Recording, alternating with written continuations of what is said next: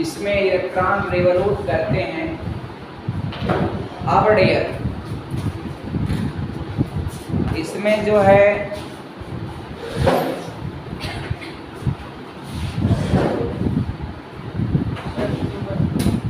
हाँ बोलिए कहें पूरा लेना, मन की बात अधूरा नहीं छोड़ना चाहिए। अच्छा आज बन रहा है, आप देखिए इसको, देखिएगा, शेयर भी करिएगा, अच्छा लगेगा तो चैनल को सब्सक्राइब भी कर दीजिएगा, लाइक शेयर और सब्सक्राइब। अच्छा शेयर कर दीजिएगा, आपका दोस्त सब होंगे ना? नहीं सर, अच्छा अच्छा, अरे वाह, डिस्ट्रक्टिव मिजाज के आप हैं। आप always to make a constructive बनिए, आपका डिस्ट्रक्टिव पे बनते हैं। डियर देखिए एटॉमिक स्ट्रक्चर को हिंदी में परमाणु संरचना कहते हैं। यानी किसी भी परमाणु की जो रचना होती है उसमें 3 बेसिक फंडामेंटल पार्टिकल होते हैं, जिसका एक ट्रिक होता है ईट पर नाच, और उसमें यही होता है ई से इलेक्ट्रॉन होता है, ई टॉप यानी इलेक्ट्रॉन की खोज थॉमसन ने किया था 1897 में, और ईट पर पी से प से प्रोटॉन, प्रोटॉन की खोज किया था रदरफोर्ड ने 1919 में। आज जबकि परमाणु नाभिक की खोज हुआ था 1919 में, परमाणु नाभिक की खोज हुआ था 1911 में। उसमें अल्फा कण की बौछार की गई, तो अल्फा कण एकदम न्यूक्लियस के सीध में गया तो पूरा मुड़ करके वापस आ गया। इस पॉइंट पर उन्होंने टिप्पणी दिया था, रिमार्क किया था कि परमाणु का जो न्यूक्लियस होता है वह इतना दृढ़ होता है कि कोई भी पार्टिकल उसको पेनिट्रेट यानी भेद नहीं सकता। और उसके बाद फिर अल्फा कण को भेजा गया थोड़ा दूर, तो वह डिफ्लेक्ट हुआ। तो डिफ्लेक्ट, न्यूक्लियस के पास अल्फा पार्टिकल अगर डिफ्लेक्ट होता है तो अल्फा पार्टिकल आप सभी लोग जानते हैं 2He4 इज नोन एज आपका अल्फा पार्टिकल, इसी को अल्फा कण कहते हैं। ये आपका अल्फा कण होता है 2He4 is known as alpha particle. तो डियर, और अल्फा पार्टिकल पर 2 यूनिट का प्लस आवेश होता है। तो जब न्यूक्लियस के पास जा रहे हैं और डिफ्लेक्ट हो रहे हैं, इसका मतलब न्यूक्लियस भी क्या है, पॉजिटिवली आयन, पॉजिटिवली है अब तक, यानी पॉजिटिव है न्यूक्लियस, क्या है, पॉजिटिव। नहीं तो अगर पॉजिटिव नहीं होता तो विपरीत आवेशों में यदि परिकर्षण, विपरीत आवेशों में आकर्षण होता है, समान आवेशों में प्रतिकर्षण होता है। इसका मतलब कहीं न कहीं इस बात का अप्रूवल होता है कि परमाणु का जो नाभिक होता है वह धनावेशित होता है, यानी परमाणु के नाभिक पर धन आवेश होता है। अब धन आवेश होता है मित्रों, तो कितना धन आवेश होता है, ये चीज डिपेंड करता है कि नाभिक में कितना आपका प्रोटॉन है। अब एक बात और जानिएगा, नाभिक में जितना प्रोटॉन होंगे उतना ही प्लस आवेश होता है। 1 2 3 4 5 6 7 8 9 10 11, अब ये हो जाएगा 11p हो जाएगा। अब 11p हो गया, और डियर 12 n कर दें तो सिप्रा ये किसका नाभिक है, आप बता पाएंगे क्या? एक परमाणु का जो नाभिक है जिसमें 11p है और 12 n। बहुत अच्छा डियर, देखिए कितना तेज है बच्ची आपका, 11 n 23। उनको पता था कि 11p है, तो बहुत आसान है, number of p is equal to the atomic number of that element. यानी नंबर ऑफ प्रोटॉन, किसी भी परमाणु का जो है प्रोटॉनों की संख्या उसके एटॉमिक नंबर के बराबर होता है। तुरंत 1 सेकंड में द्रव्यमान संख्या की बात छोड़िए, आप इस नंबर ऑफ प्रोटॉन से ही बता देंगे कि यह किसका न्यूक्लियस है, क्योंकि एटॉमिक नंबर जो होता है परमाणु क्रमांक वो आपका नंबर ऑफ प्रोटॉन्स के बराबर होता है। तो 11p है, इट मीन्स यहाँ पर जो प्रोटॉनों की संख्या है वो क्या है 11 है। 11 हो गया, 11p हो गया। अब डियर 12n तो मैंने अपने तरफ से लिखा क्योंकि मुझे पता था कि सोडियम का जो द्रव्यमान संख्या यानी मास नंबर है वो आपका 23 होता है, तो मैंने 12n लिख दिया।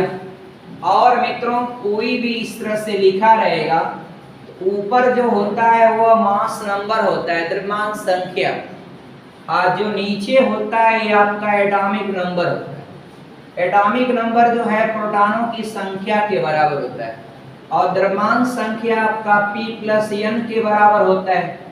तो इससे आपका अगर n न्यूट्रॉनों की संख्या जब भी निकालना होता है तो द्रव्यमान संख्या से एटॉमिक नंबर घटा देते हैं, तो ये आपका न्यूट्रॉनों की संख्या फाइंड आउट हो जाती है। और एक बात और जानिएगा, किसी भी परमाणु की कक्षा में कितने इलेक्ट्रॉन होते हैं, इसका स्पष्ट आप स्टेटमेंट दीजिएगा कि न्यूक्लियस में जितना प्रोटॉन होते हैं उतना ही उसकी कक्षाओं में क्या होते हैं इलेक्ट्रॉन होते हैं। इलेक्ट्रॉनों का जो वितरण संबंधी बातें हैं वो आप जानते ही हैं कि K, L, M, N, O and so on ऐसे होगा। और K के लिए मुख्य क्वांटम संख्या का मान 1 होता है, L के लिए 2, M के लिए 3, N के लिए 4, O के लिए क्या है 5। O के लिए क्या है 5। अब यहाँ पर एक बात और आपको पता होगा, किसी भी कोष में उपस्थित इलेक्ट्रॉनों की अधिकतम संख्या के लिए फार्मूला होता है 2n²। अब यहाँ पर n क्या है, वह मुख्य क्वांटम संख्या और पहला सेल है तो 1 होगा, 1 का वर्ग 1 ही होगा, 2 1 कम 2 हो जाएगा। दूसरे में करेंगे 2 दूना के 4 दूना के 8, तो पहले में 2 दूसरे में 8, 3 3 के 9 दूना 18 और आपका हो जाएगा 4 है तो 4 चौका 16 दूना के 32, ऐसे एंड सो ऑन आप करते रहेंगे। तो ये कॉन्सेप्ट आप क्लियरली जो है स्पष्ट रूप से आप याद कर लीजिएगा, ये बार बार आपको जरूरत पड़ता है। आप इस चीज को समझ लेंगे तो केमिस्ट्री का कोई भी क्वेश्चन रहेगा मैक्सिमम पॉसिबिलिटी बनेगी कि सारे प्रश्नों का जवाब आप दे पाएंगे। Inert gas element, inert gas element यानी अक्रिय गैस तत्व, ये क्या है डियर? अक्रिय गैस तत्व जो होता है वह हीलियम है, नियान है, आर्गन है, क्रिप्टॉन है, ज़ीनान है और रेडन। अब डियर इनका पूरा विवरण आपका बीएससी में भी आता रहता है और हर कंपटीशन में आता है। डियर आपका जेड एटॉमिक नंबर इसका 2 होता है, नियान का जेड बराबर 10 होता है, आर्गन का जेड बराबर 18 होता है, क्रिप्टॉन का जेड बराबर 36 होता है, ज़ीनान का जेड बराबर 54 होता है, रेडन का जेड बराबर 86 है। मित्र एक बात और हम आपसे करेंगे, सबका यदि आप इलेक्ट्रॉनिक विन्यास करेंगे नॉर्मल आप कर लेते हैं तो बैलेंसी और पूरी केमिस्ट्री करने में आपको आसान हो जाएगा। और एसपीडीएफ में करना सीख लिए तो सब कुछ केमिस्ट्री का कर लेंगे। और डियर अब इसका जो है ये होता है K L M N O and so on ऐसे चलता है। तो 2 है तो पहले कोष में 2 हो जाएगा, 10 है तो 2 और 8 हो जाएगा, 18 है 2 8 8 हो जाएगा, 36 है 2 8 18 और फिर 8 शायद हो जाएगा, और 54 है डियर तो 2 8 18 18 और 8 और 86 है तो 2 8 18 32 फिर 18 फिर 8 जोड़िए तो जरा ठीक ठाक है ना? ये कोई कंफ्यूजन नहीं ना है किसी पॉइंट को लेकर के? नीचे का वेरीफाई करिए। 86 हो रहा है, हो रहा है डियर। अब यहां पर दो बातें आप जानिएगा। ये जो अपडेट रूल क्या होता है, तो किसी भी तत्व के बाह्य कोश में जो 8 इलेक्ट्रॉन होते हैं, तो 8 इलेक्ट्रॉन है डियर, तो बाह्य कोश में 8 इलेक्ट्रॉन का होना एक अस्थाई व्यवस्था को रिप्रेजेंट करता है। और जिसके भी बाह्य कोश में 8 इलेक्ट्रॉन होते हैं वह न तो किसी से इलेक्ट्रॉन लेता है और न तो किसी को इलेक्ट्रॉन देता है। इसीलिए इसको इनर्ट गैस एलिमेंट यानी अक्रिय गैस तत्व कहते हैं। अक्रिय गैस तत्व यानी इनकी क्रियाशीलता जो होती है, रिएक्टिविटी होती है, वह नल होती है, वह क्रिया ही नहीं करते। अब आपके मन में होगा कि ये हीलियम जो है वायुयान के टायरों में भरते हैं, जहाज के टायर में। हालांकि हल्की गैस आपका हाइड्रोजन भी है, लेकिन हाइड्रोजन को क्यों नहीं भरते? क्योंकि हाइड्रोजन एक प्रकार का ईंधन होता है, वह बर्न हो सकता है, इसलिए आपका हीलियम जो है यह क्रिया नहीं करता है। और किसी का भी अगर पहला कोश ही आपका अंतिम कोश हो, if a first cell is the last cell of an element, तो that will be also contain a stable configuration। वह अगर किसी का पहला कोश में ही आपका 2 इलेक्ट्रॉन है, तो पहले कोश में 2 इलेक्ट्रॉनों का होना एक अस्थाई व्यवस्था मानी जाती है। इसलिए डियर, पहला कोश में किसी का भी है, अगर पहला कोश है उसमें 2 इलेक्ट्रॉन है तो वह अस्थाई व्यवस्था होती है। अगर उसके अलावा दूसरा कोश है, तीसरा है, चौथा है, तो उसमें 8 इलेक्ट्रॉन किसी भी सूरत में होना चाहिए।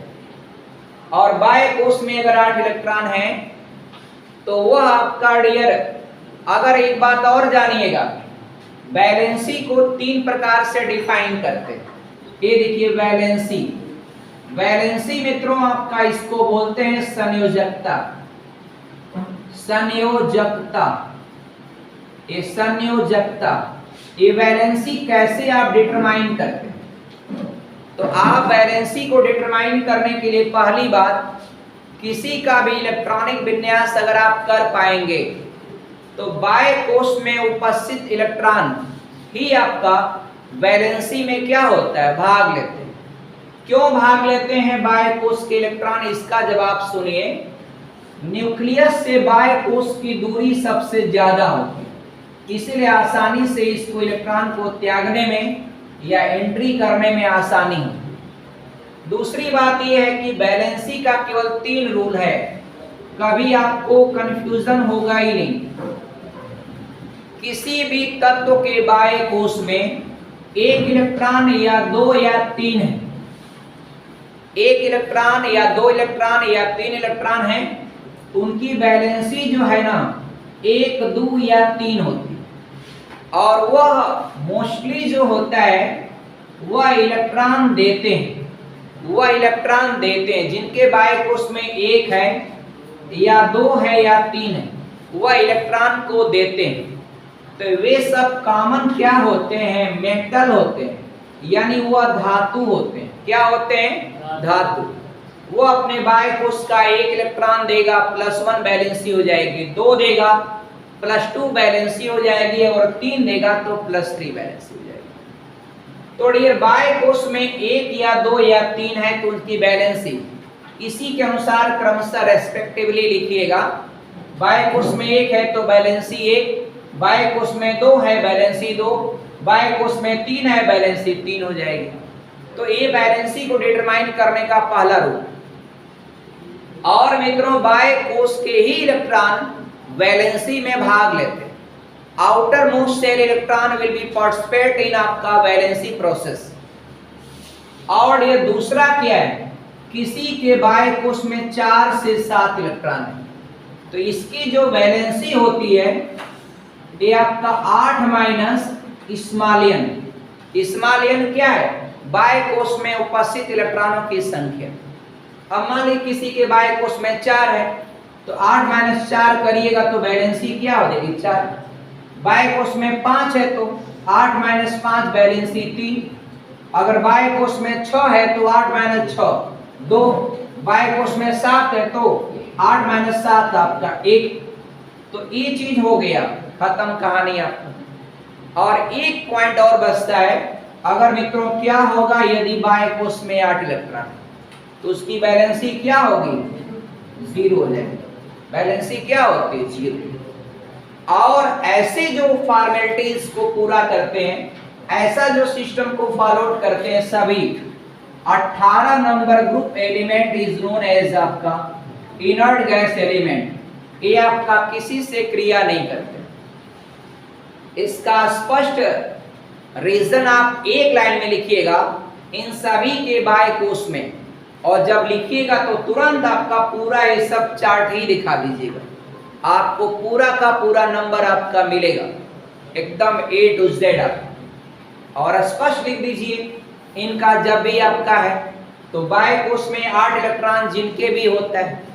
और आप एक बात और जानिएगा, इलेक्ट्रॉनिक विन्यास में मित्र कभी भी बाह्य कोश में 8 से अधिक इलेक्ट्रॉन नहीं हो सकते हैं, कभी नहीं, नेवर आपका more than 8 electron in outermost shell, यानी किसी भी तत्व के बाह्य कोश में 8 से अधिक इलेक्ट्रॉन कभी हो ही नहीं सकते, चाहे वह सेल कोई भी हो, 5वां ही क्यों न हो।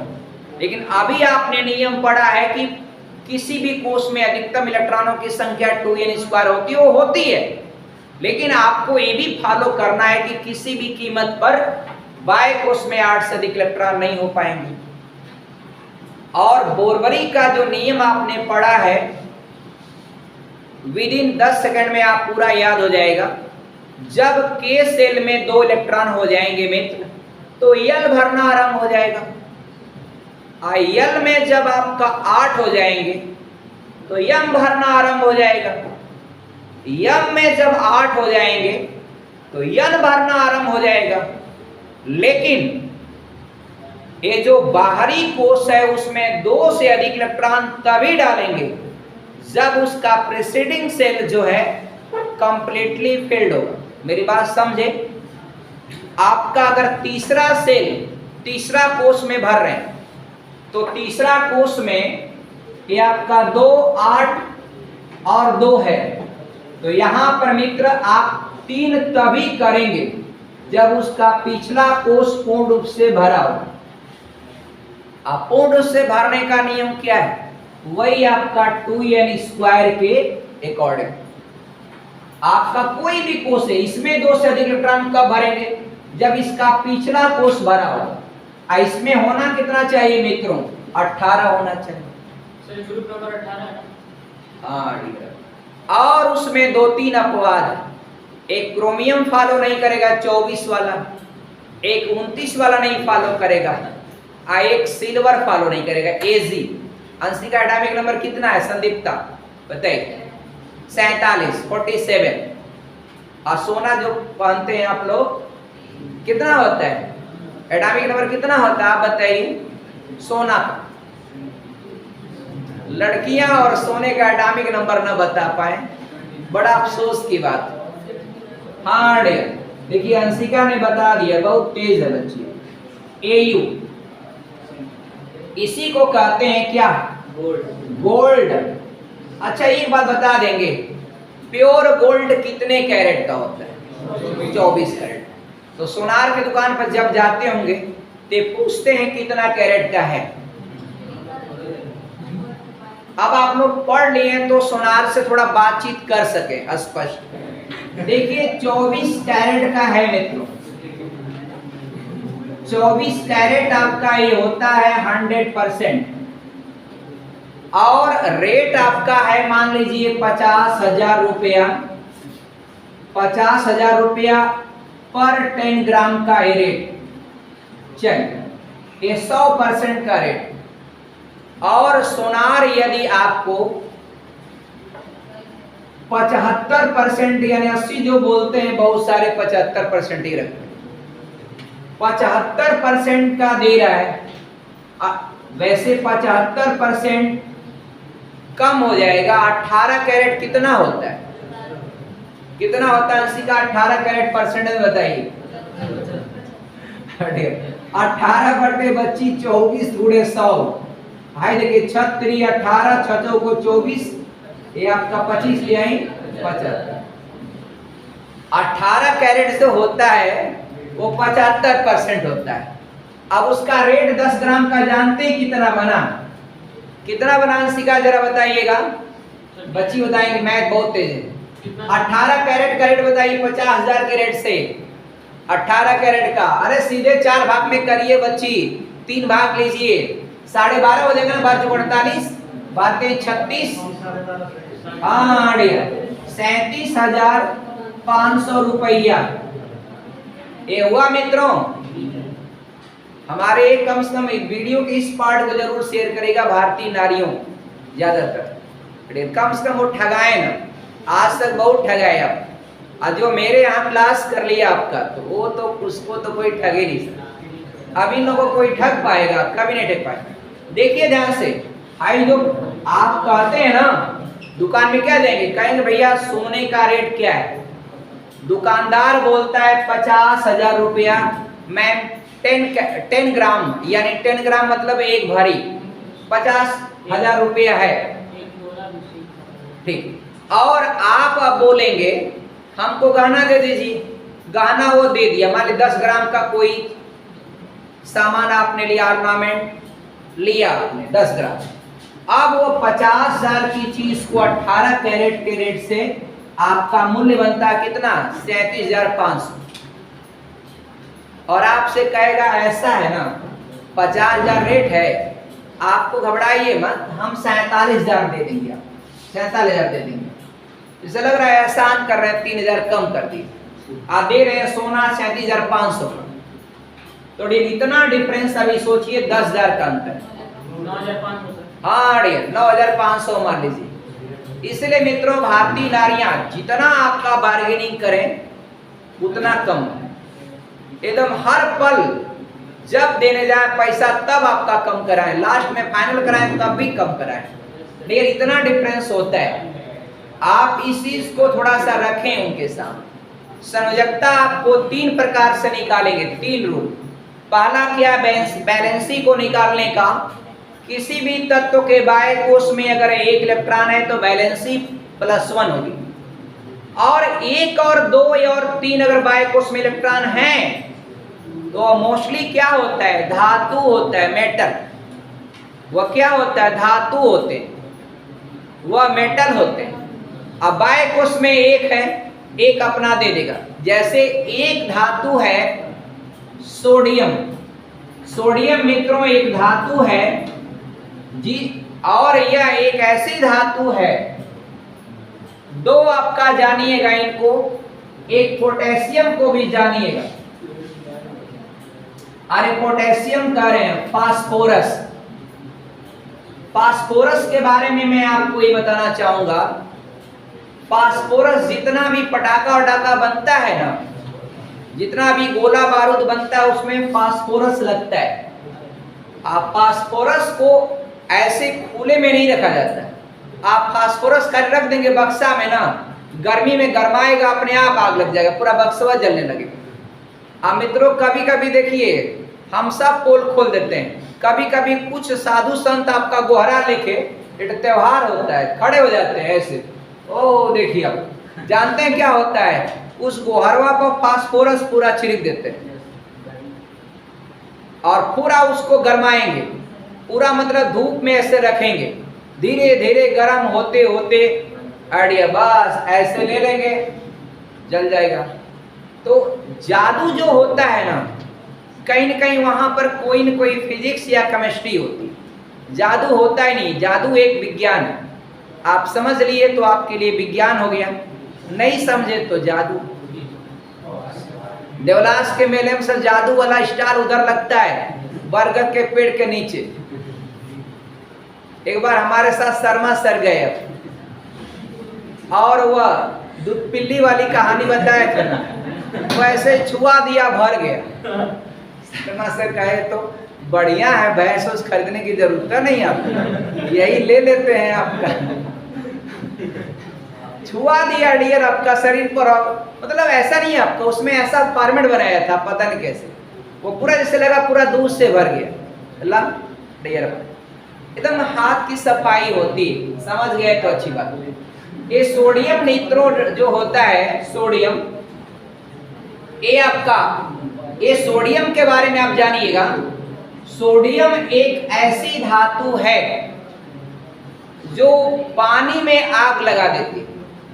अगर सोडियम को मित्रों पानी में फेंक देंगे जल जाएगा। और उसके अलावा इसको आप चाकू से काट सकते हैं, इतना नरम होता है। पनीर होता है ना, चाकू से काट लीजिए, आलू है चाकू से काट लीजिए, वैसे ही सोडियम एक ऐसी धातु है जिसको चाकू से आप काट सकते हैं। और दूसरी बात क्या होती है, इसको मिट्टी के तेल में रखा जाता है, ऐसे खुला रखा ही नहीं जाता। जब भी लाते हैं हम इसको तो मिट्टी के तेल में पूरा डुबो करके लाते हैं। मिट्टी के तेल से बाहर निकाला अगर खुले में तो आग लग जाएगी, इसलिए सोडियम को हमेशा मिट्टी के तेल में रखा जाता है। प्रश्न पूछ चुका है बहुत बार। आज फास्फोरस को एकदम पानी में रखते हैं, जब पानी से भरा डब्बा होगा उसी के अंदर फास्फोरस होगा, और फिर उसको अलग अलग बम बारूद बनाने में इस फास्फोरस का इस्तेमाल किया जाता है। ये सब जानिएगा आप, आगे बढ़ता हूं जरा देखिए। कार्बन का एटॉमिक नंबर 6 होता है, तो बाय कोष में 6 थोड़ी है। 6 का विन्यास करिएगा, पहले कोष में 2, दूसरे में 4। और हर एग्जाम में आप जाइए, रेलवे में जाइए, एसएससी में जाइए, टीचर में जाइए, सब जगह विज्ञान आता है। ये मत सोचिएगा कि विज्ञान इंटरमीडिएट की फिजिक्स केमिस्ट्री पढ़ा रहे हैं, वो तो अलग की बात है, वही पढ़ा रहे हैं। लेकिन ये सब आपका हर कंपटीशन में सारे साइंस के क्वेश्चन, रेलवे में देखिए खूब क्वेश्चन आ रहा है साइंस का। आप खूब जम के पढ़िए एक चीजों को, ताकि कहीं भी आप जाइए कोई आपको प्रॉब्लम ना हो, A to Z आपका क्लियर हो, हर चीज आपका जहां से क्वेश्चन आए साफ कर ले जाए। तो मित्रों कार्बन जो होता है बाय कोष में 4 है, तो 8 - 4 4 हो जाएगा। इसलिए कार्बन जो होता है टेट्रावैलेंट कंपाउंड है, मतलब कोई यौगिक बनाएगा कार्बन, उसमें कार्बन की वैलेंसी क्या होगी, टेट्रावैलेंट, चतुसंयोजक तत्व होता है कौन, कार्बन। एक लास्ट में बचता है, बाय कोष में 8 है तो वैलेंसी 0, 8 से ज्यादा आपको रखना ही नहीं। एक बात और ध्यान से सुनिएगा मेरी, बाय कोष में 8 से अधिक इलेक्ट्रॉन कभी नहीं हो सकते हैं, लेकिन बाय कोष से पिछले कोष में कभी भी 18 से अधिक इलेक्ट्रॉन नहीं हो सकते।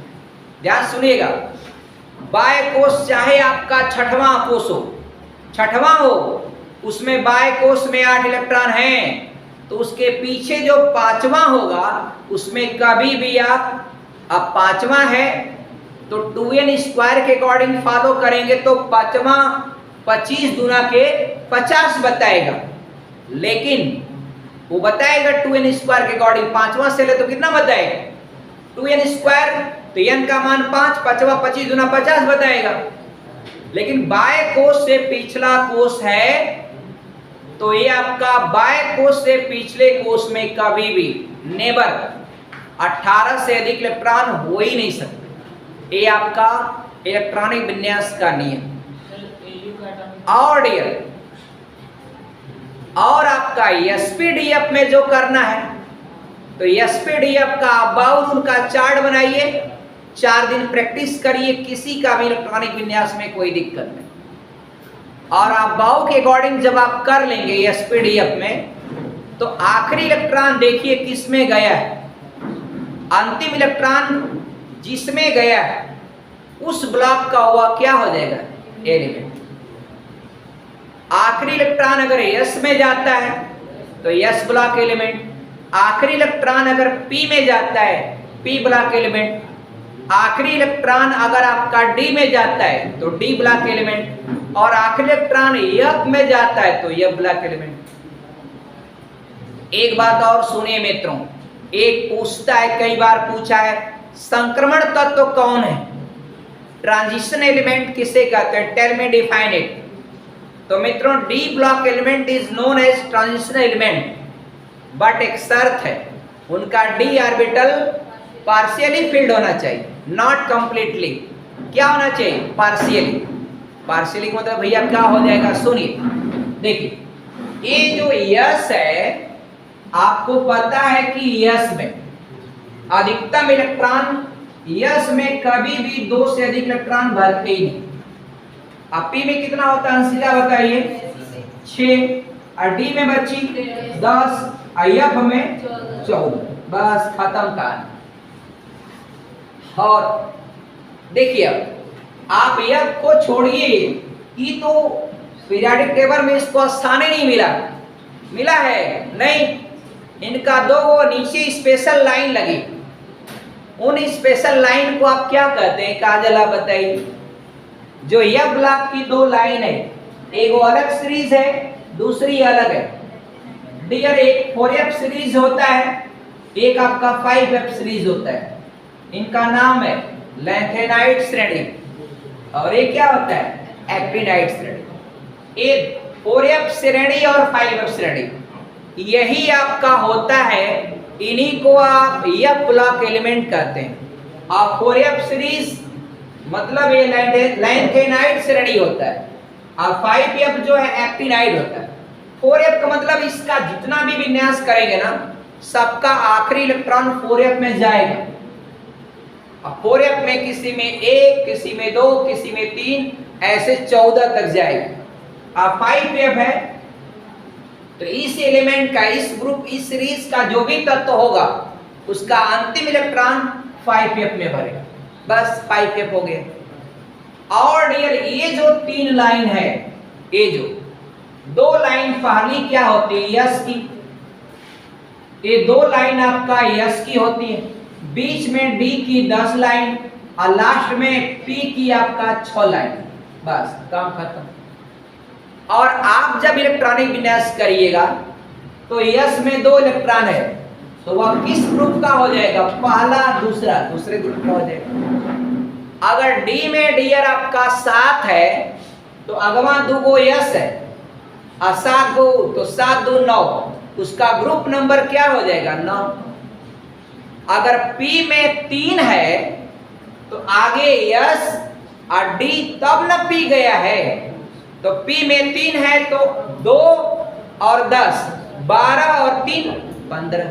रेत, हीरा और संगमरमर, ये 3 चीज जरा नोट कर लीजिएगा, रेत, हीरा और संगमरमर। संगमरमर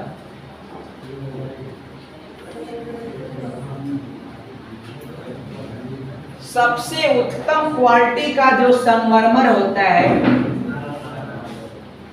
वह कौन सा होता है, हाँ डियर, मकराना का संगमरमर। तो मित्रों बताइए, मकरान की पहाड़ियां किस देश में है, मकरान की पहाड़ियां पाकिस्तान में है, एकदम निचले हिस्से पर है, कराची से ऊपर थोड़ा, और वह निचले हिस्से में मकरान की पहाड़ियां। लेकिन जो मकराना का पत्थर है, उसकी पहली इमारत है भारत की कौन सी, कौन सा मकबरा बता रहे हैं, हाँ, एतमादुद्दौला का मकबरा। कौन थे, शाहजहां के एतमादुद्दौला कौन थे, शाहजहां के ससुर थे, नूरजहां के बाबूजी थे, सही है ना। अब देखिए रेत, मित्रों रेत का वैसे फार्मूला होता है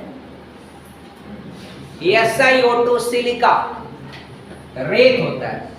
और जो आपका सोलर प्लेट बनती है ना, उसको बनाने में इसका बहुत इस्तेमाल किया जाता है। इसीलिए सोलर प्लेट जो बनाने का ज्यादा कारखाने कहाँ पर है, गुजरात में है, वहाँ बगल में राजस्थान से मिल जाता है आसानी से। और ये रेत, हीरा और संगमरमर को बताया गया है कि पूछ रहा है कि ये जो है इसमें आपका कौन सा ऐसा है, और एक और ऑप्शन दिया था शक्कर। शक्कर समझते हैं, चीनी। इसमें पूछ रहा है मित्रों, पूछ रहा है कि मूल तत्व कौन सा है, इसमें मूल तत्व कौन सा है, मूल तत्व कौन सा है बताइए। शक्कर का फार्मूला लिखेंगे ना तो उसमें कई आ जाएंगे, कंपाउंड की तरह लिखाएगा वो, ये भी नहीं है। ये तो मैंने पहले ही क्लियर कर दिया, रेत, सिलिका, SiO2 एक कंपाउंड है, मूल तत्व नहीं है। ये पत्थरवा एक कौन सी चट्टान होती, संगमरमर। संगमरमर कौन सी होती, रूपांतरित या कायांतरित, क्या होता है डियर, बड़ा तो है ना संगमरमर। इसका फार्मूला क्या होता है, कौन बताएगा फार्मूला। कैल्शियम कार्बोनेट होता है, CaCO3। और ये क्या है, ये आपका कार्बन का एलोट्रॉपी होता है, अपरूप होता है। इसलिए मित्रों ये हीरा क्या है, मूल तत्व है। क्या है, मूल तत्व। याद रहेगा डियर, हीरा।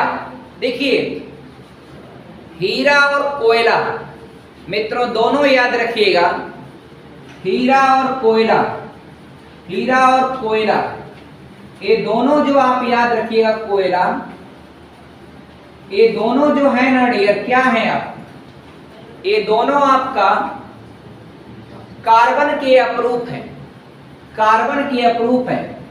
ये आपका कोयला भी है कार्बन का ही अपरूप। और जब भी आपको ग्रेफाइट भी है कार्बन का, कोयला, कोयला में तो कार्बन प्रेजेंट होता है ना डियर, कोयला।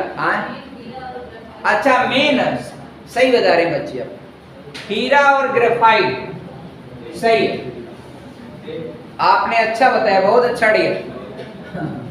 डियर ये हीरा और ग्रेफाइट, ग्रेफाइट, हाँ डियर, वो आपका कोयले में कार्बन प्रेजेंट होता है और कोयले से बनता है एक कोक, जो एक प्रकार का ईंधन होता है।